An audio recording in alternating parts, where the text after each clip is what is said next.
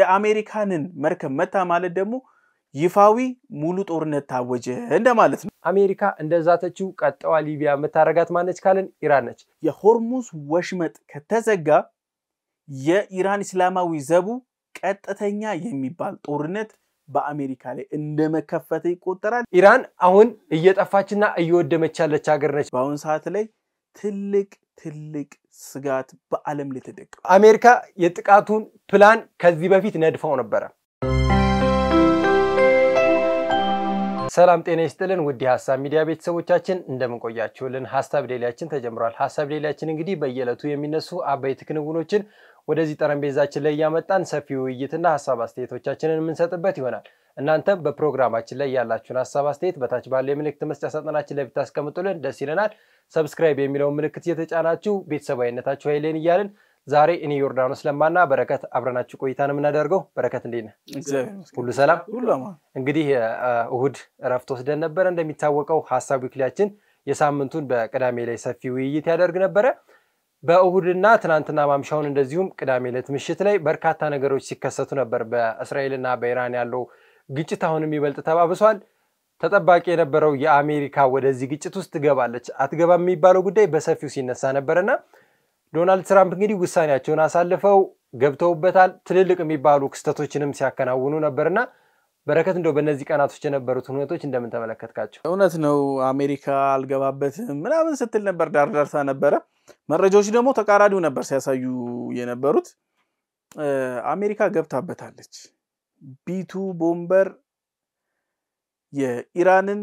የፉርዶን ጨምሮ የአብዛኛውን ወደ 3 ቦታዎችን 4 ቦታዎችን በሙሉ አጥቅቷል የተጠቁት ቦታዎች ደግሞ ከሳተላይቱላ ክፍተቱ ይታያል ባንከር ባስተሩና ማዘር ኦፍ ኦል ቦምብስ የገቡበት ቀዳዳው ሁሉ ይታያል ኢራን ምን አለች መሰለ እኔ ቀድሜ ዩራኒየሙን አሽሻለሁ ብላለች በርግጥ ዩራኒየሙ ወጥቷል አልወጣም የሚለው ድረስ እስታውን ድረስ አከራካሪ ነው ሁለት አከራካሪ እውነት ኒውክሌር ፋሲሊቲው ሙሉ በሙሉ ወድሟል ወይ ጥቃት ደርሶበታል በርግጥ ግን ወድሟል ወይ የሚለው ነገር አለ ኒውክሌሩ ከወደመ የኒውክሌሩ ጨረር መታየት አለበት እስታውን ድረስ ጨረር አልታየም ስለዚህ አልወደመም ማለት ነው የሚሉ ሰዎች አሉ አይ ወድሟል ወርታች ወደ 80 ኪሎ ሜትር ወርታች ስለሚወርድ ሊታይ አይችልም ጨረሩ ሊወጣ አይችልም ግን ኒውክሌር ደግሞ በባህሪው የፈለገ ቦታ ቀበረው ትንሽ ቀዳዳ ካገኘ ደፋርና ጭስ መውጫ ያጣም እንደሚባለው የሚወጣ ነው ጨረራው ማለት ነው ሶ በዚህ ከፍተኛ ክርክር ተነስቷል በቀጠናው ያሉ ሀገሮችም በጣም ከፍተኛ የሚባል ድንጋጤ ውስጥ ነው የገቡት ዓለም አቀፍ ያሉ ተቋማትም ሀገራትም ፕሬዝዳንቶችም በዚህ ጦርነት አሜሪካ በገባችበት ውስጥ አብዛኞቹ ተቃውሞች ሌሎቹ ደግሞ ስጋቶቻቸውን ምክንያቱም የአሜሪካ መግባት የቀጠናው ጋር ያለውን ችግር ስለሚያባብስ ከፍተኛ የሆነ የስጋት ተፈጥሯል ተብሎ ይታሰባል የምርም ተፈጥሯል እንደዛ ነው ፊል ያደርግነው ዮርዲ እስቲ በዚህ ከትላንትና ሙሉ ቀን ዛሬ ረፋዱ ድረስ ምን አዳዲስ መረጃዎች አሉ እንግዲህ በርካታ ክንውኖች አሉ እንደው አሁን ቅርብ ሰዓት እንደውም የተመለከቱት አንተ አነሳው ሐሳብ ላይ ኢራን ሙሉ ለሙሉ ዩራኒየሟን አሽሽታለች ይሄንንም እንግዲህ የገለጸው ሞሳድ ነው ነገር ግን አለ ሞሳድ ኢራን ምን እንደምታረግና ምን እንደምትሰራ ምናቅ ሰዎች ነን አሜሪካ ጥቃቱን ከመፈጸሟ በፊት ዩራኒየሙ ወዴት እንደሸሸና አሁን ላይ የት እንዳለ እናቃለን ብሏል ይሄ ማለት ኢራን እንግዲህ ይሄንን ዩራኒየም አሽሽታለች ማለት ነው የአሜሪካ ጥቃት አልደረሰበትም ነው ነገር ግን ሞሳድ ይሄን ቦታ ያቀዋል ማለት ቀጣይ ከፍተኛ ጥቃት የሚደርስበት ቦታ የት ነው ከተባለ ኢራን ይሄንን እንግዲህ የደበቀችበት ቦታ ነው በሁለቶቹ ምሽቶችና ቀናቶች መካከል ያለው በጣም ትልቅ የሚባል ሁነቶች ነበር እንደው አሁን በዚህን ሰዓት ላይ እንኳን ከቅርብ ሰዓታት ከአንድ ሰዓት ከምናምን በፊት ስቱዲዮ ከመግባቴ በፊት ኢራን ወደ እስራኤል ከባድ የሚባሉ ሚሳኤሎችን ወደ 8 የሚደርሱ ሚሳኤሎችን ተኩሳ ነበር የእስራኤል ሚዲያዎች እንዳሉት ከሆነ እንግዲህ ወደ 7 የሚሆኑት ከሽፈው አንዱ ጉዳት አድርሷል ያው ጉዳቱም እንግዲህ በእስራኤል የኤሌክትሪክ ፋሲሊቲ ላይ ነው ከባድ የሚባል ጉዳት እስካሁን አልደረሰብንም ይያሉ ነው የሚገኘው ነገር ግን በቀጣይ ሰዓታቶች ምን ይወጣሉ የሚለው ምን መለከት ነው የሚሆነው ሌላው ለዚህም እንግዲህ ኢራን አጸፋዊ ምላሽ እየሰጠች ነው በቴህራን የመንግስት ተቋማት የሚባሉት ከዚህ ቀደም ከነበሩ ጥቃቶች በከፋ በሚባል ደረጃ አሁን ላይ እንግዲህ በተለያዩ ማህበራዊ ሚዲያዎች ላይ እየተመለከትኩ ነበር ምስሉንና ትልልቅ የሚባሉ ጉዳቶች ደርሰውባቸው የትልልቅ የሚባሉ የመንግስታት መስሪያ ቤቶች ትልልቅ ድርጅቶች በከፍተኛ ጥቃት ከዚህ በፊት ታይቶ በማይታወቅ ሁኔታ ጉዳት ደርሶባቸዋል እየተባለ ነውና በዚህ በሁለት ቀናቶች መካከል እንግዲህ አሜሪካ እዚህ ውስጥ እጇን አስገብታለች ዶናልድ ትራምፕ ዛቻቸውን እየፈጸሙት ነው 2 ሳምንት ብለው ነበር ነገር ግን 2 ሳምንት አልሞላም ከዛ በኋላ ኢራን እንግዲህ አጸፋዊ ምላሽ ለመስጠት እስካሁን ዘገየች ምን ሆና ነው ሲባል ነበር አሁን ቅርብ ሰዓት ላይ እንደዚህ አጸፋዊ ምላሾችን እየሰጠች ነበር ነገር ግን እስራኤል ከዛ በፊትም ወደ ኢራን ከፍተኛ የሚባል የድሮን ጥቃቶችን ስታደርስ እየተመለከትን ነበር አሁን ላይ በደቡባዊ እስራኤል እንደዚሁም በደቡባዊ የኢራን ግዛቶች ሁለቱም አካባቢ ላይ በሰሜናዊ የኢራን ግዛት እንደዚሁም ከፍተኛ የሚባል ውድመትና ከፍተኛ ጉዳት ደርሷል አሁንም እሳቶቹ እስካሁን አልበረዱም እየተባለውና በሁለቱ ሀገራቶች መካከል ያለው ግለት ይበልጥ የተባባሰው እንግዲህ አሜሪካ ጥቃቱን ከፈጸመች በኋላ ነው ይሄንንም ጥቃት እንግዲህ አጸፋዊ ምላሽ ለመስጠት ኢራን ዝግጁነቴን ጨርሻለሁ ስትል እየገለጸች ነው የሚገኘው ኢራን እነዚህ አይነት ሁኔታዎች ውስጥ የገባችበት ክንውን ኢራንን ሙሉ ለሙሉ ያጠፋታል ወይስ ይሄን ነገር ተቋቁማ ተቀጥሏለች የሚባለው ሁኔታ ስንመለከት ከፍተኛ የሚባል ጫና እየደረሰባት ነው አሜሪካ እንግዲህ እንደሚታወቀው ቢቱ የተሸካሚ ቦምብ ይሄ እንግዲህ መሳሪያ ከፍተኛ የሚባል ጉዳት የሚያደርስ ነውና አሜሪካ እንግዲህ እነዚህን ጥቃቶች ማድረስ ከጀመረች በኋላ ኢራን ላይ ከፍተኛ ጫና እየደረሰ ነው እስራኤልን በበኩሏ እንደዚህ አይነት ጫና ከሁለት ሀገራቶች መካከል እየተዋጋች ያለች ሀገር ነችና በቀጣይ ቀናቶች ምን ይፈጠራሉ ምን ይሆናሉ የኢራን ጉዳትስ እንደዚሁ አጸፋዊ ምላሽ በእስራኤል ላይ የምታደርሰውስ እንደዚሁ እንደዛተችው ከሆነ በአሜሪካ የጦር ሰፈሮች ላይ አደርሰዋል ያለችው ጥቃት አለና በቀጣይ ቀናቶች ምን ይሆናሉ የሚለው ተጠባቂ ነው በረከት እውነት ነው እስቲ ወደ ኋላ መለስ እንበልና ስለ ኢራቅ ጥቃት የኢራን ጥቃትን እስቲ እንተንት ነው ጥቃቱን የፈጸመው ቢቱ ቦምበር ይሉታል በትክክለኛ ስሙ ደግሞ ቢቱ ስፕሪት ይባላል ይሄ የጦር ጀት በጣም ለየት ያለ ዋጋው ብቻ በራሱ ወደ 2 ቢሊዮን የአሜሪካን ዶላር ያወጣል አሁን ከረንትሊ ያለው ዋጋ ወደ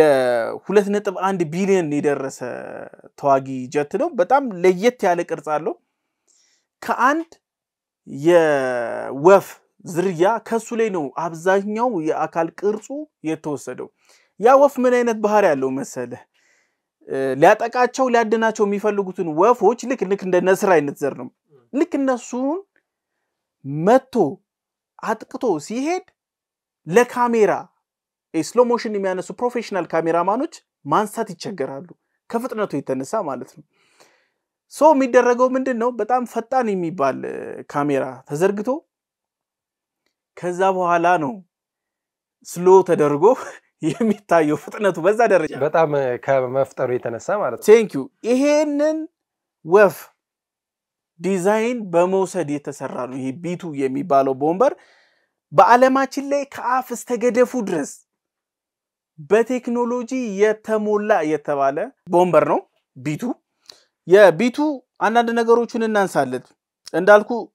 ኤሮዳይናሚክስ የሚባለውን ህግ ራሱ አንዳንዴ የፊዚክስ ህግ መጣስ ምናምን ይባላል አይደል ይሄ በጣም የማይጠበቁ ብዙ ጀቶች ይበራሉ በጣም ቅርብ ጊዜ አንዳንድ ጀቶች አየር ላይ ለሰከንዶች የመንሳፈፍ አቅም አላቸው ይሄ የመቆም አቅም ራሱ ያለው ቢቱ ቦምበር ነው የትኛውም አይነት ራዳር ዲቴክት ማድረግ አይችልም አንዲቴክተብል ነው ለምን አይችልም መሰለ ይሄ ጀት ልክ በሚያልፍበት ጊዜ ራዳር እንዴት መሰለ የሚሰራው ሲግናል ይልካል ያ ሲግናል እዚህ ኦብጀክት ጋር መጥቶ ሲመለስ የራዳሩ ተቀባይ አለ ብዙ ጊዜ ራዳር አይተ ከሆነ እንደዚህ ከርቭ ነገር አለ ሚዞር ሶ ያ ሲግናል ሲመጣ ነው ከምን ያህል ሜትር ከምን ያህል ከፍታ የሚለው ካልኩሌሽን ተሰርቶ እዚህ ጋር ጀት አለ እዚህ ጋር አውሮፕላን አለ ተተኳሽ አለ ተብሎ የሚለየው በዛ ነው ይሄ ቢቱ ቦምበር ስፕሪት ግን ልክ ራዳሮቹ S400ም S300ም ሌሎችም ራዳሮች ሲግናል ሲለቁ ሲግናሉን ሙሉ በሙሉ አብዞርብ አድርጎ ወጥቶ ነው የሚያስቀረው ሪፍሌክት የሚሆን የለም ሁለት ለእይታ በጣም አስቸጋሪ ነው በዚህ ላይ ሌላ ነገሮችን እንጨምር ይሄ ቦምበር የተሰራው ለስልታዊ የቦምብ ጥቃቶች ነው ከ1989 ጀምሮ የሙከራ ስራዎች ሲካሄድበት የነበረ ነው ባይ ዘ ዌይ የቢቱ ቦምበር ከዛም በፊት ተመሳሳይ ስሪቶች አሉት አፕዴት ያደረጉት ነው በየ5 አመቱ እየመጡ ያሉት ሁለት አብራሪዎች ያበሩታል ተኳሽ እንዲሁም ፓይለቱን ኮንትሮል የሚያደርጉ ሰዎች ይመሩታል ሁሉንም አይነት ቦምቦችን ኢቭን ኒውክሌርንም ጭምር መታጠቅ የሚችሉ ብዙ ጊዜ ጀቶች ከሆነ በኋላ አይችሉም ወይ ክብደቱን አይችሉትም ወይ ደግሞ ያንን ነገር ማስተኮሻውን መሸከም አይችሉ ወይ ደግሞ ካለው ቴክኖሎጂ ጋር መጣጣም ኮምፓቲቢሊቲ ችግር አለባቸው ይሄ ቢቱ ስፕሪት ግን ምንም ነገር ኒውክሌርንም ጨምሮ መሸከም ይችላል 1 2 3 ምናምን አይደለም በአስራዎቹ የሚቆጠር ቦምበሮች ሮኬቶች የኒውክሌር ምንም መሳሪያ በሰጠው ተሸክሞ መሄድ የሚችል ነው ለ37 ሰዓት ያለ ማቋረጥ መብረር ይችላል ይህ ማድረግ የሚችሉ ትንሽ የሚቀርበው የአሜሪካው የፕሬዝዳንታል የሚባለው ኤር ፎርስ ዋን ነው ትንሽ ይሄ ግን 37 ሰዓት ያ ማለት እናስለው ከአሜሪካ ተነስቶ ራሻ ቀጥ ብሎ ዘው ብሎ መግባት ይችላል በዛ ላይ ምን አይነት ብቃት አለው መሰለ ይሄ ቢቱ ስፕሪት አየር ላይ ነዳጅ መሙላት ይችላል በዚህ ላይ የአየር መቃወሚያዎች ቢተኮሱ ኤስ300 400 ሌሎችም ይሄ ቢቱ መጥቷል ተብሎ ቢተኮስ ብዙ ጊዜ ለምሳሌ ጀቶች ሲመጡ የሚጣሉት በመንደድ ነው በሚሳኤል ነው የሚጣሉት ሚሳኤሎቹ የሚሰሩበት ሲስተም ምን መሰለ ሂትን ሴንስ ያደርጋሉ ጀቶች አይተኮነ ከኋላ በጣም ትልቅ የሂት እንትን አላቸው ኤግዞስት የሚያደርግበት አለ ይሄኛው ቢቱ ግን የለው ሁለት ኢንጂን አለው ኢንጂኖቹ ከክንፎቹ መሃል ወገብና ወገቡ ስር ነው ያሉት ከፊት ለፊቱ ኤርሳክ ያደርጋል ከኋላ ደግሞ አቀስቅዞ ነው የሚለቀው ስለዚህ በሂት ሲግኒቸር መሄድ ጋይድድ የሚሆኑ ሚሳኤሎች ሲሄዱ ሂቱን ሉዝ ያደርጉታል በአናቱ ወይ ባጠገቡ ተሻሽተውት ነው የሚያልፉት በፍጹም ሊረዱት አይችሉም ሁለቱ ደግሞ ጋይድድ የተባሉ ደግሞ ሚሳኤሎች አሉ ለምሳሌ ይሄንን ኦብጀክት ይሄንን እንደዚህ ተብሎ ጋይድ የሚደረጉ አሉ እነሱን ኦብጀክቱን ዲቴክት ለማድረግ ይቸገራሉ ለምን መሰለ ዲቴክት ማድረግ የሚቸገሩት ይሄ ሚሳኤል ከፋይበር ግላስ የተሰራ ነው ብዙ ጊዜ አንድ ነገር ነው ዲቴክት ሊደረግ የሚችለው ወይ ብረት ነው ወይ አሉሚኒየም ነው ብቻ የተለያየ ነገሮች ናቸው አሁን እዚህ ውስጥ ያለው ምን ይገኝበታል መሰለ ፋይበር ግላስ አለበት የካፒቴኖቹ መቀመጫ ቦታ ይሄ ስትራክቸሩ በአሉሚኒየም ነው የተሰራው ከዛ ግራፋይት ኢፖክሲ የሚባልም እንደገና ይጠቀማል እዛ ላይ ደግሞ ኢንጂኖቹን ስቴቢላይዝ አድርጎ ለመያዝና ከታች ቦምበሮቹን የሚያቅፍበት ሆዱ በታይታኒየም የተሰራ ነው በጣም ሂት ሪዚስት ማድረግ የሚችል ለዛ ነው 37 ሰዓት ሳይግል ኮሽ ሳይለበት የሚሄደው የተሰራው ከታይታኒየም ስለሆነ ነው እንዲሁም በውስጡ ያሉ ቴክኖሎጂዎችን እስታሁን ድረስ የትኛውም የወታደራዊ ሳይንስ ሊቅ ሊረዳቸው እስታሁን ድረስ ያልቻለ ናቸው ራዳር ላይ ውጦ ያስቀራል አላልኩም ቅድም ሲግኒቸር እንዴት መሰለ የሚያስቀረው ይሄኛው ሲስተሙ የተሰራበት ኤሮዳይናሚክሱ በጣም ለየት ያለ ነው የተለያዩ ከራሻም ከአሜሪካም ከተለያዩ ሀገሮች ላይ የተሰሩ የአየር መቃወሚያዎችም ሴንሰሮችም በአጠቃላይ የሆነ ቁስ ላይ ነጥሮ መመለስ አለበት ቁስ ነው ያካል ግን እላዩ ላይ የተሰራበት ሲስተም ቴክኖሎጂ የትኛውንም ሲግናል ሙሉ በሙሉ የማዋጥ አብዞርብ አድርጎ የማስቀረት ኢቭን ደግሞ ሼፑ ራሱ ማለት ነው እንዲመለስ አያደርግም ሲግናል የመጣ ሲግናል በሙሉ እንዲመለስ አያደርግም በዛ ውጦ የሚያስቀር በጣም ዓለማችን ላይ አለ የተባለ የረቀቀ ቢቱ ቦምበር ነው እነዚህ 6 ቢቱ ቦምበሮች ናቸው ለኢራን የኒውክሌር ማብላሊያዎች የተላኩት ዮርዲ አዎ እንግዲህ ዓለም ላይ አሉ ከሚባሉና በጣም ግዙፍ ዘመናዊ በቴክኖሎጂም በየትኛውም መሳሪያ በመሸከም ደረጃ ይሄን መሳሪያ የሚወዳደረው መሳሪያ አይገኝም ይሄ መሳሪያ አሜሪካ እንግዲህ ለማምረት ምን ያህል ጊዜ ወስዳለች ምን ያህል ቴክኖሎጂ ወጣበታለች የሚባለውን ስናስብ አሜሪካ እንዴት ኢራን ላይ ለመጠቀም አሰበች እንዴት ነው ይሄንን አይነት መሳሪያ ሁሉም ዓለም ሀገራቶች መሳሪያቸውን ሲጠቀሙ እንዲያው እስራኤልና ኢራን እንኳን አሁን ላይ እየተታኮሱ ያሉት ባሉበት ጊዜ የሚጠቀሟቸው መሳሪያዎች ገና ዘመናዊ መሳሪያዎቻቸውን አስቀምጠው ባላቸው ይሄ ጊዜው በሄደበት ምናምን ቴክኖሎጂ ትንሽ ራቅ ባለው መሳሪያ ነው ነገር ግን አሜሪካ ይሄን ጦርነት በግልጽና በትልቅ ፍላጎት እንደምትፈልገው ማሳያ እንደዚህ ዓለማችን ላይ ትልቅ የሚባሉና እንደነዚህ እንደ ቢቱ ያለ ግዙፍ መሳሪያን ኢራን ላይ ስትጠቀም ነው ይሄን ማሳያው እንግዲህ አሜሪካ ይሄንን ግጭት ይሄንን ጸብ ለማሰብ ከፈለገች ቆይታለች እንደሚታየው እንግዲህ ቅድመ ዝግጅቶች ነበሩ በረከት ቅድመ ዝግጅቱን ስንመለከት አንደኛው ላይ እንግዲህ ከፍተኛ የጦር መሳሪያዎችን ወደ እስራኤል የላከችበትን ማሳያ እንመለከታለን እንግዲህ አሜሪካ ለዚህ ጦርነት ቅድሚያ ዝግጅቷ የሚባለው ወደ በርካታ የሚባሉ የጦር መሳሪያዎችን እንግዲህ በፕሌኖች ስትልክ እስራኤልም እነዛ መሳሪያዎች ስትጠቀም ተመልክተናል ሁለተኛው እንግዲህ እንደዚህ አይነት ትልልቅ እንደ ቢቱ ያሉ ትልልቅ መሳሪያዎችን እዚህ ግጭት ላይ ስትጠቀም ተመለከትን ሶስተኛው አሜሪካ የጥቃቱን ፕላን ከዚህ በፊት ነድፈው ነበር እንደሚታወቀው በግጭትና በጦርነት ላይ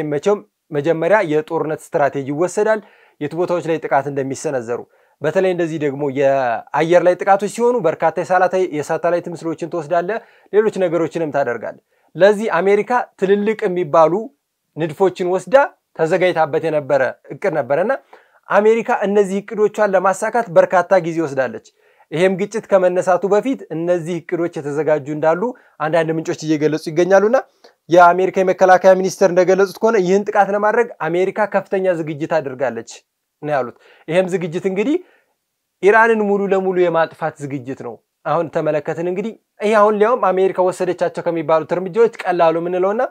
በኒኩለር ማብለያዎቿን ማጥፋት ስለምትፈልግ ብለን ይወሰርናቸውን እንደማሳያ 3-4 ቦታዎች ላይ የደረሱ ጥቃቶችን ነው በቀጣይ ቀናቶች አሜሪካ ምን አይነት ጥቃቶችን ተሰነዝራለች ስንመለከት እነዚህን አይነት መሳሪያዎች እዚህ ቦታ ላይ አስቀምጣለች ከዚህ ቀደም ብላ እንግዲህ በርካታ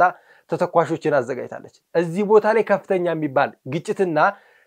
ረብሻ የማስነሳት ተሳቢዋን አሁንም ከፍ ያደረገችው ነው ስንመለከተው እንግዲህ ብለን መመልከት የምንችለው አሜሪካ ከምትወስደው እርምጃ ነው ሌሎች ሀገራቶች በዚህ ደረጃ ኢራንን ሲደግፉ አንመለከትም እንደው የጦር መሳሪያ ድጋፍ ሊያደርጉ ይችላሉ እንጂ ቦታው ላይ ሆነው በግልጽ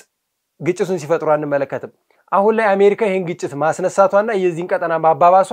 ወደፊታዊ ሁኔታው ምን ይሆናል በረከት እውነት ነው ወደፊታዊ ያሉ የሚጠበቁ የሚያሰጉ ነገሮች አሉ ከሁሉም ነገር በላይ ዮርዲ በአሁን ሰዓት ላይ ትልቅ ስጋት በአለም ላይ ተደቅኗል የሆርሙዝ ወሽመጥ ይሄ ወሽመጥ በጣም ትንሽዬ የምትባል ቦታ ነች ግን ደግሞ የሚሰራው ስራ በጣም ትልቅ ግዙፍ የሚባል ነው ይሄ ወሽመጥ ምን ያደርጋል መሰለ ከ20% በላይ የነዳጅ ምርት በዚህ ቦታ ላይ ይዘዋወራል ይሄ ወሽመጥ ላይ ሳውዲ ለቻይና ለህንድ ለጃፓን ለኮሪያ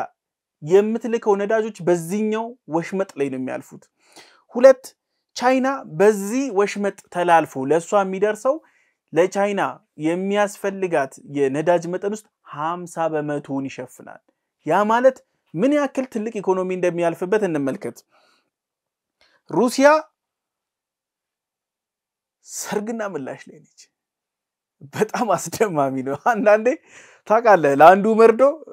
ለአንዱም ሰርዶ ነው የሚሆነው በእንደዚህ አይነት ግጭቶች እኮ ከፍተኛ ጥቅም የሚያገኙና የራሳቸውን ጥቅም ደግሞ ከፍ የሚያደርጉ ሀገራቶችም አሉ ከዚህም አንዱ ራሺያ ነች ራሻ በዚህ ነገር ላይ እንዴት ደስተኛ ነች መሰለ የሆርሙዝ ወሽመጥ የኢራን ፓርላማ እንዲዘጋ ውሳኔ ያስተላልፏል አሁን ሁለት አካሎች አሉ አንደኛው ብሔራዊ ደህንነት የሚባለው አካልና የአያቶላው አስተዳደር የመጨረሻ ውሳኔያቸውን እንዲያስተላልፉ ካስተላለፉ ይሄ ወሽመጥ ሙሉ በሙሉ ይዘጋል ሲዘጋ ቀድሜ እንዳነሳውል 20% የሚሆነው የዓለም ነዳጅ በዛ በኩል ነው የሚያልፈው የቻይና 50% የሚሆነው የነዳጅ አቅርቦቷ በዛ በኩል ነው የሚመጣው ሳውዲ አረቢያ የምትሸጣቸው ለቻይና ለህንድ ለኮሪያ የሚቀርቡ ነዳጆችን በዛ በኩል ነው ያሉት ይሄ ሰርጥ ከተዘጋ ራሻ ሙሉ በሙሉ የሌሎች ሀገሮችን የቻይናንም የተቀሩትንም ሀገሮችን የነዳጅ ፍላጎት ማሟላት ትችላለች ራሻ ግን ማዕቀብ መጥቷታል አሁን ጨዋታው ምን ይሆናል መሰለ ወይ ማዕቀቡ ይነሳታል ወይ ደግሞ ዓለም ይቸገራታል ሌላ ደግሞ የከፋ ነገር እዚህ ላይ እናንሳ ይሄ ሸርጥ ላይ መዘጋት ማለት እንዴት ነው በራለው ወይ እንዴት ነው የምዘጋው ሲባል ከዚህ በፊት ይሄ የሆርሙዝ ወሽመጥ ተዘግቶ ያውቃል የተዘጋው በዛ በኩል ኢራን ጥቃቱ ታደርሳለች ሌት መርከቦችን ታጠቃለች እስቲ እናስበው አንድ ነዳጅ ጫን መርከብ ሲመታ ስንትና ስንት ቢሊየን ዶላር ኪሳራ ያጋጥማል ሁለት እዛ ውስጥ ያሉት ሰራተኞችም የመሞት አደጋ ነው የሚጋረጥባቸው ሶስተኛና የከፋ ችግር የሚባለው ነዳጁ ወደ ከባባዊ አየር ሲፈስ በባህር ውስጥ ያሉትን ነፍሳት ሙሉ በሙሉ ነው የሚደልታቸው እንዴት መሰለ ነዳጅ ወይም ድፍድፍ ነዳጅ አካባቢው ላይ ሲፈስ ከታች ያሉት የባህር ውስጥ ያሉት እንስሳቶች የሚጠቀሙት በጊራቸው ኦክሲጅንን አፍ ፊልተር አድርገው ነው ከላይ ተዘጋ ማለት ነው ስለዚህ የሚያደርሰው ዳሜጅ በጣም ብዙ የሚባል ዳሜጅ ነው ኢራን ከዚህ በፊት ዘግታ ታቃለች ብዙ መርከቦችን አውድማ ታቃለች ይሄ ውድመት እንዳይከሰት የአሜሪካ ትልልቅ የጦር መርከቦች ናቸው ይሄን ቦታ ላይ ከለላ የሚያደርጉት አሁን አያቶላው ከወሰኑና ይሄ ወሽመጥ ከተዘጋ ያላት የአሜሪካ አማራጭ ምንድነው ይሄን ቦታ ላይ ደህንነቱን ለማስጠበቅ መርከቧን መላክ ነው የኢራን ኃይል እስላማዊ አብዮታዊ ኃይሉ ሊያጠቃ ሲል ይሄ የአሜሪካ መርከብ ይመልሳል ስለዚህ ያለው አማራጭ ምንድነው ፊት ለፊት አሜሪካና ኢራን ይፋጠጣሉ የእስላማዊ ዘቡ የአሜሪካንን መርከብ መታ ማለት ደግሞ ይፋዊ ሙሉ ጦርነት ታወጀ እንደማለት ነው አንድ ብለን ይሄንን እንያዘው ሁለት የአሜሪካው ምክትል ፕሬዝዳንት ጄዲ ቫንስ ምን ብለዋል መሰለ ኢራን ወስና ይሄንን ወሽመጥ ከዘጋችሁ አብዮታዊ ዘቡ ያበቃለታል ብለዋል ይሄ ባለበት ሁኔታ ላይ ትራምፕም ከዚህ በፊት አንድ ነገር ጠቆም አድርገው አልፈዋል ተዝካለ ኢራን ውስጥ ለውጥ ማምጣት ያልቻለ አስተዳደር ምን ይጠቅማል ብለዋል በነገራችን ላይ አልበላሽም ምን አመጣው ነው ምን ለውጥ ያመጣል ካሉ ምናልባትም እቺ ወሽመጥ ከተዘጋች ጄዲ ቫንስ እንዳሉት የኢራን እስላማዊ ዘቡ ብቻ ሳይሆን የሚያበቃላት አያቶላውም ችግር ውስጥ ጥያቄ ውስጥ ይገባሉ እንደምናቀው ትላንትና አያቶላ ሐሚኒ ወደ ምድር ውስጥ የተሰራላቸው ሴፍ ዞን ገብተዋል ይሄ ሆርሙዝ ቢዘጋ ዓለም አቀፍ ኢኮኖሚ ኑሮ ውድነት ይግላል መጋል ብቻ ሳይሆን ይንራል ይሄን ነገር እናንሰው በይሄ ወሽመጥ ውስጥ ያሉ ሀገሮች በጣም ብዙ ሀገሮች ናቸው ዩኤኢን ጨምሮ ሳውዲ ብዙ ሀገሮች አሉ የሸቀጣ ሸቀጥ ምርት ማግኘት አይችሉም ከነዚህም ነዳጅ አምራች ሀገሮች ደግሞ የሚላከው ኤክስፖርትም ለተቀረው ዓለምን መድረስ አይችልም የሎጂስቲክስ ስራዎች ሙሉ በሙሉ ይቆማሉ የዋጋ ንረቱ ከእጥፍ በላይ ሊጨምር ይችላል ኢራን ሰርጡን ልትረብሸው ትችላለች እንጂ ሙሉ በሙሉ የመግዛት አቅም አላት ተብሎ አይታሰብም እሷ ባንደኛው ጎን ስትሆን ባንደኛው ጎን ኢራን አለች በሌላኛው ጎን ኦማን አለች አረብ ኤሚሬት አለች እነዚህ ሀገራትም መተባበር መቻል አለባቸው ካልተባበሩ ሰርጡን በመረበሿ ብቻ ከአካባቢው ማህበረሰብ የመገለል አደጋም ይደርስባታል ይሄ ነገር ከቀናት በኋላ ወደ ቀይ ባህር ይመጣል ቀይ ባህር ላይ ምን ብሏል ሄዝቦላ እኔ ገለልተኛ አይደለሁም ለኢራን ቀጥተኛ ድጋፍ አለኝ ስለዚህ ከላይ ያለው የሆርሙዝ ወሽመጥ ከተዘጋ በዚህ ጋር ደግሞ ባብል መንደብን ሄዝቦላ እና ሐማስ እነዚህ ኃይሎች ኢራን የፈለፈለቻቸው ምትረዳው ኃይሎች ያለም አቀፍን የንግድ ስርዓት የማስተጓጎል ስራ ውስጥ ይገባል ይሄ ደግሞ ከሆነ የተፈራው ወርልድ ዋር 3 ጫፍ ላይ ይደርሳል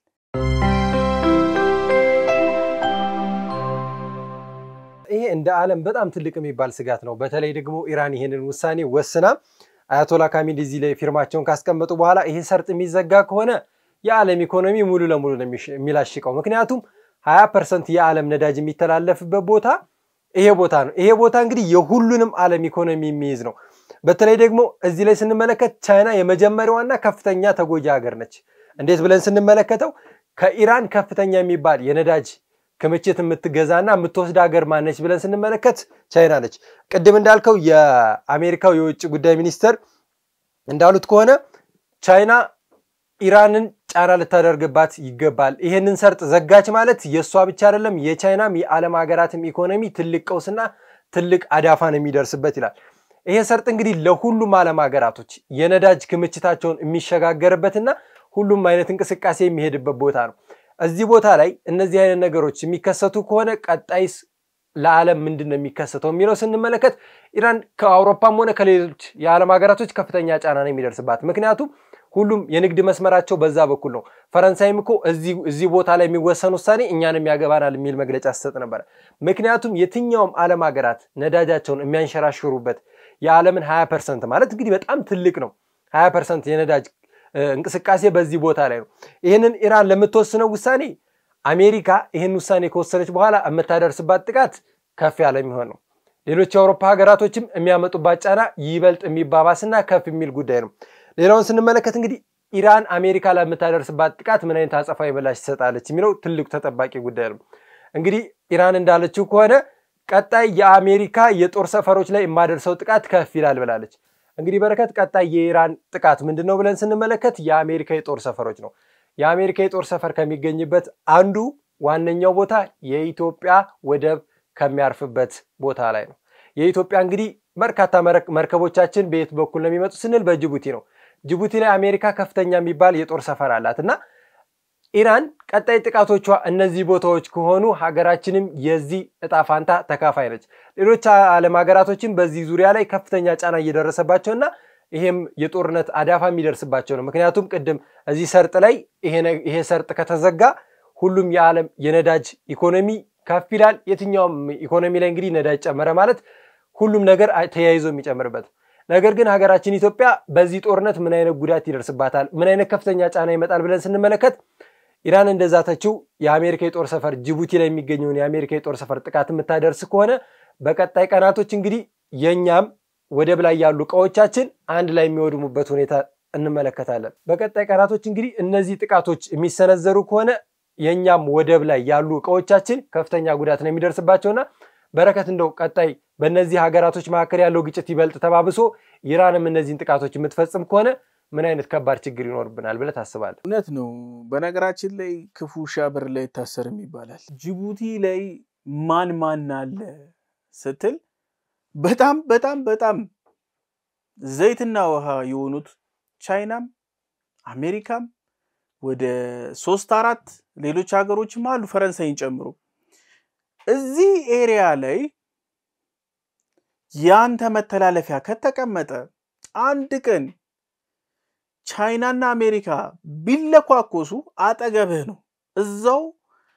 ካምፕ ለካምፕ ጦርነቱ እንኳን ቢጀመር የኛ ሎጂስቲክ ሙሉ በሙሉ የመቆም አዝማሚያ ያመጣል። አሁን ግን ሁለት ስጋቶች አሉ ለኢትዮጵያ የሚያሰጉ እናንሳቸው በደንብ። አንደኛው ኢትዮጵያን የሚያሰጋት ሸቀጣ ሸቀጦቿን የምታስገባበት ኤሪያዎች ላይ በሙሉ ከፍተኛ የሆነ ለምሳሌ ሆርሙዝ ወሽመጥ ይዘጋል። ቀይ ባህር ባብል መንደብ ጋር እንደገና የመዘጋት እድል ያጋጥመዋል። ስለዚህ እንደ ልብ ሸቀጣ ሸቀጥ አላስተላለፍክም ማለት ኤክስፖርትህ ይጎዳል፣ ኢምፖርትህ ችግር ያመጣል። ኢምፖርትክ ውስጥ ለሀገር ውስጥ ሕክምና ለነዳጅ ሁሉንም ነገር የምታስተላልፍበት ነው። ኪሳራው በጣም ትልቅ ነው። እኛ ባላየነው ባልሰማነው በዝሆኖቹ ጸብ ሳሩ መጨፈላለቁ መደፈጥጡ አይቀርለትም። ይሄ አንደኛው ትልቁ ችግራችን በሸቀጣ ሸቀጥ አኳያ። በነገራችን ላይ እኛ ከቀይ ባህር ብዙም አንርቅ፣ በግድ ለማራቅ እየተሞከረ ነው እንጂ እኛ ከቀይ ባህር ምንርቅ ርቀንም ምንርቅ አገሮች አይደለንም። እንደተባለው የኢትዮጵያ ድንበር ቀይ ባህር ነው እንደተባለለት እኛም ድንበራችን ያ ነው። በፖለቲካ ሴራ ሸፍጥ ከዛ ሲስተም እንድንገፋ ብንደረግም ችግሩ ግን አብረን ነው የምንካፈላት ሶ ይሄ ቦታ ላይ ኢራን ብትመታ ጅቡቲ ላይ መስተጓጉል ያጋጥማል አንድ ነገር ላስታውስህ የሙስሊም ወንድሞቻችን በዓላቸውን በሚያከብሩበት ጊዜ ጅቡቲ ለ3 ቀን በዓል ነው ብላ በሯን ዘግታ በዓል አከበረች አዲስ አበባ ውስጥ አንድ ሳምንት አልፎ 2 ሳምንት ሙሉ መኪናን ይዘህ ስትሄድ ናፍጣ የለም እዛኛው ሲቀይር ቤንዚን የለም ይሄንን ትልቅ ችግር እንኳን ያሳለፍነው በዓል ተከብሮ ኤርቤስ ተመቱ ጦርነት ተጀምሮ አስበው እንዴት እንደምንሆን በጣም ለኢትዮጵያም ለቀጠናውም ትልቅ ስጋት ነው በርግጥ ለኢራን የሚቀርባት ሌሎች የጦር ቤዞች አሉ ግን ይሄኛውን የጦር ቤዝ ደግሞ ታጠቃለች ተብሎ የሚጠበቀው አንደኛ ኢራን በቀይ ባህር ላይ ከፍተኛ ፍላጎት አላት ከዚህ በፊት መሳሪያዎችን ጭና በሆርሙዝ ወሽመጥ በኩል በባብል መንደብ አድርጋ ቀይ ባህር የግብጽ አካባቢ ላይ ስትደርስ 2 የእስራኤል መርከቦች አግተዋት ነበር እነዛ መሳሪያዎች የሚሄዱት ለሽያጭ ነው ነበር የተባለው ግን ሂዝቡላ ጋር ታራክፉ ሐማስ ጋር ደርሶ የሚመለስ ነበር ስለዚህ እዚህ ቦታ ላይ ከፍተኛ ፍላጎት አላት ስለዚህ እዚህ ቦታ ላይ ደግሞ እንዳደርስ የሚያግዳት ደግሞ ጅቡቲ ላይ ያለው የአሜሪካ ኤርቤዝ ነው የመጠቃት እድሉ ከ60% በላይ ነው ይሄንን በዚህ ነውና አሜሪካ ኢራቅ ላይ ገብታ ኦፕሬሽን ሰራች ኢራንን አወደመቻት 2 ሊቢያን አወደመቻት በሊቢያ ውድመት ላይ ባራክ ኦባማ ምን አሉ እኔ በጣም ከሚቆጨኝ በህይወት ዘመኔ ከሰራኋቸው ስህተቶች ውስጥ ሊቢያን ያንን ኦፕሬሽን ከሰራን በኋላ ሊቢያን ማን ይረከባታል የሚለው አለማሰባችን ነው ኢራንን ተመልከት የአሸባሪዎች መፈንጫ ነው የሆነችው ሊቢያን ተመልከት የአሸባሪዎች መፈንጫ ነው የሆነችው አሜሪካ ኦፕሬሽን ሰርታ የወጣችባቸው ቦታዎች በሙሉ ሽብርተኛ ነው የሚፈለፈለው ምናልባትም በሆርሙዝ ሸርጥ ወሽመጥ የተነሳ ችግር ከተፈጠረ ኢራንም የዚህ ጣፋንታ ይደርሳታል አሜሪካ ባጠፋችበት ረግጣ በተነሳችበት በሙሉ ሽብርተኛ ይቀሰቀሳል ሽብርተኞች ደግሞ ለኛ ትልቁ ስጋቶቻችን ናቸው ምናልባትም በዚህ በኢራን ሬጂም ቼንጅ ለማካሄድ በሚካሄደው ሂደት ውስጥ ሌላ አሸባሪዎች ይሰበሰባሉ ወይም አሸባሪዎች ይፈለፈላሉ ምንድነው ይታዚ እንግዲህ የእውነትም እንዳልከው በጣም ትልቅ ችግር ነው ምክንያቱም ዶናልድ ትራምፕ ዝተዋል ኢራንን ቀጠዋል ሊቢያ ነው መናደርጋት ብለዋል እንዳሉትም ይሄን ነገር ከማረግ ወደ ኋላ አይሉም አሁንም እያደረጉት ነው ምክንያቱም ያላቸውን መሳሪያ እንግዲህ እየተጠቀሙባት ያለችው ሀገር ማነች ካለን ኢራን ነች ነገር ግን እዚህ ቦታ ላይ አሜሪካ የምትፈልገው አንድ ትልቅ ነገር አለ ይሄ የኒኩለር ማብሊያ ነገር ግን እሷ ይሄንን ትበል እንጂ ኢራንን በሌላ መልኩም የማጥቃትም ፍላጎት አላት ምክንያቱም የኒኩለር ማብሊያውን ብቻ ከሆነ ወደ ሰላምና ድርድሩ ማትመጣ ከሆነ አያቶላ ካሚሊ መቀየሩ አስፈላጊ አልነበረ ምክንያቱም እሳቸው ለዚህ ዓላማ የቆሙና የጸኑ ሰው እንደሆኑ ስለምታቅ ቀጣይ ታርጌቷ ከኒኩለሩ ማብለጽጊያ ቀጣይ ታርጌቷ አያቶላ አሊ ካሚሊ ናቸው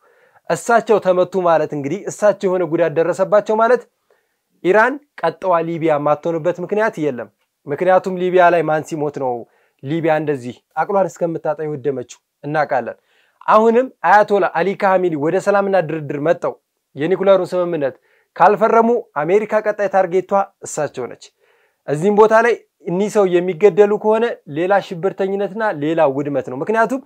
አሜሪካ እዛው ላይ ክሬት የምታደርጋቸው ሽብርተኞች አሉ ራሷ ነች ከሌላ ቦታ መጣው ወይንም ተዘጋጅቶ የተቀመጡ ሽብርተኞች አይደሉም ልክ እሳቸውን ካጠፋች ወይንም ኢራንን ሙሉ ለሙሉ ከወደመች በኋላ እሷ ክሬት የምታደርጋቸው ሽብርተኞች ቦታው እንዲቆጣጠሩትና አገሪቷን ወደ ከፋ ይበልጥ ወደ ማትወጣው ቀውስ ውስጥ እንድትገባ የሚያደርግ ሰው ስለሆኑ አሜሪካ ይሄን ስራዋን የተካነችበት ነው እኔ አሁንም እንደኔ ግምት ኢራን አሁን እየሄደችበት ካለው መንገድ ሌሎች ጥቃቶችን ከመሰንዘር ይልቅ አሁን የውጭ ጉዳይ ሚኒስትሩ እንግዲህ በዚህ ሳምንት ውስጥ ብቻ 3 እና 4 ቦታዎችን ተመላልሰዋል ይሄን የሰላም ድርድር የትኛውም የአውሮፓ ሀገር ሄደው የትኛውም ሀገራት ላይ ሄደው እነዚህን የሰላም ድርድር ፈርመው ወደ ቀድሞ ሁኔታቸው የማይመለሱ ከሆነ አሜሪካ እንደዛተችው ቀጣዋ ሊቢያ መታረጋት ማነች ካለን ኢራን ነች ኢራንን ማውደሟ ብቻ ሳይሆን ቀጣይ ሽብርተኛ ፈጥራ አገሪቷ እንዳታገግምና የባሰው ውድመት እንዲከሰትባት ማድረግ የምትችል ሀገር ስለሆነች አሁንም ሊቢያ በኢራን ላይ የምትደገምበት ሁኔታ የከፋ ነውና ዶናልድ ትራምፕ የዛቱትን ያደረጉ ነውና አሁን በቀጣይ ሁኔታ እንግዲህ ምን ይፈጠራልና ምን ይከሰታል የሚለው በጣም ተጠባቂ ነው በረከት ፕሪዲክት አድርገን እንቋጭ ፕሪዲክት ስናደርግ እኔ በደንብ ከሚታየኝ ነገሮች ውስጥ አንደኛው የመጀመሪያው ኢራን ምን ብላለች እኔ ኒውክሌርን ወደ ሴፍ ዞን ወስጃለሁ የተመታው የፋብሪካው ነው እንጂ ኒውክሌሩ አልተመታም እንዲሁም እስራኤል አይቻለው ወዴት እንደሄደ 16ቱ መኪኖች ነው የትጋ ሄደው ወደ ሰሜናዊ መንገድ ሲነዱ አይቻለው ብላለች ያ ማለት ይሄ ዩራኒየም እስታልወደመ ድረስ ሞሳድ አይተኛም አሜሪካም ድል ሆኖ አቧራው ይጭስ እስታልጨፈረች ድረስ መቼም ቢሆን የፖለቲካ ኪሳራ ትራምፕ መከናነባቸው አይቀርም ይሄ ደግሞ እንዳይሆን ይሄንን ዩራኒየም ፍለጋ አዲስ ጥቃት የመጀመር ድሉ ሰፊ ነው ምናልባትም ዩራኒየሙ በጣም በጥንቃቄ ካልተቀመጠ ጥቃት ሲደርስበት የሚያደርሰው አካባቢያዊ ችግሩ በጣም ሰፊ ነው ይሄንን አንድ ፕሪዲክት አድርገን እንዝጋ ሁለት የሆርሙዝ ወሽመጥ ከተዘጋ የኢራን እስላማዊ ዘቡ ቀጥተኛ የሚባል ጦርነት በአሜሪካ ላይ እንደመከፈተ ይቆጠራል ጄዲ ቫንስም ዛቻቸውን እሁን ያደርጋሉ ሶስተኛው ኢራን እንደታሰበው የአሜሪካ የጦር ቤዞችን ከመታች ይሄም መልሶ ሙሉ ጦርነት ምናልባትም አጸፋ ሊያሰጥ የሚችል ጉዳይ ይሆናል ምን ፕሪዲክት ታረጋለህ እንግዲህ እናንተ እንዳነሳው ሌሎች ፕሪዲክሽኖችን ስናነሳ የዓለም ኢኮኖሚ ይበልጥ የሚያሻቀበትና አሁንም ይበልጥ ከፍ የሚልበት ሁኔታ ስንመለከት ይሄ ግጭት መባባሱ ያሳየናል በተለይ ደግሞ ይሄ ሰርጥ የሚዘጋ ከሆነ በሰዓታት ውስጥ ልዩነት ነው እንግዲህ የዓለም ኢኮኖሚ ወዲያው ልዩነቱን የሚያመጣውና የዓለም ኢኮኖሚ ላይ ትልቅ ቀውስ የሚያመጣበት ሂደት እዚህ ግጭት ውስጥና እዚህ ጦርነት ውስጥ ነው ያለው ሌላው ተጠባቂ እንግዲህ የኒኩለር ስምምነቱ ላይ አሜሪካ ይሄንን ግጭት ወይንም ይሄንን ተኩሷን ካላቆመች አልፈረምም ያለችው ኢራን ይሄ ከባድ የሚባልና ትልቅ የሚባል ቀውስ ነው ምክንያቱም አሜሪካ አንዴ ገብታበታለች ይሄንንም ጥቃት እየሰነዘረች ነውና ወደ ኋላ ማትመለስ ሀገር ነች ምክንያቱም ማድረግ የምትፈልጋቸው ነገሮች አድርጋ ነው ከኢራን መውጣት የምትፈልገው ምክንያቱም አንዴ ሳትገባበት ኢራን የነበራትን እድል የኒኩለር ስምምነቱን መፈረም ነበረባት አሁን አሜሪካ ገብታበታለች ይሄ የኒኩለር ስምምነት ከመፈረሙ ይልቅ የመቀደዱ ሁኔታ ይበልጥ የሚባባስበት ነው ምክንያቱም አሜሪካ ግጭቱን ካነሳች በኋላ አንዴ ገብታበታለች መሳሪያዋን መተኮስ ጀምራለች የምትፈልጋቸውን ቦታዎችና ማጥፋት የምትፈልጋቸውን ሰዎች ታርጌቷን ሳትፈጽም የማትመለስበት ሁኔታ ነውና በቀጣይ ቀናቶች ደግሞ ምን ይሆናሉ የሚለውን በረከት በሰፊው ምን መለከት ይሆናል በጣም ጥሩ አመሰግናለሁ ለዛሬው አመሰግናለሁ ቴንክ ዩ ውድ ተመልካቾቻችን ለዛሬ የነበረን የሐሳብ ዴሊ ፕሮግራማችን ይህን ይመስል ነበር በፕሮግራማችን ላይ ያላችሁን ሐሳብ አስተያየት በታች ባለው የመልእክት መስጫ ሳጥናችን ላይ ብታስቀምጡልን ደስ ይለናል የሰብስክራይብ ምልክቱን እየተጫናችሁ ቤተሰባዊነታችሁ ይለያልን በቀጣይ ፕሮግራም እስከምንገናኝ ቸር ቆዩ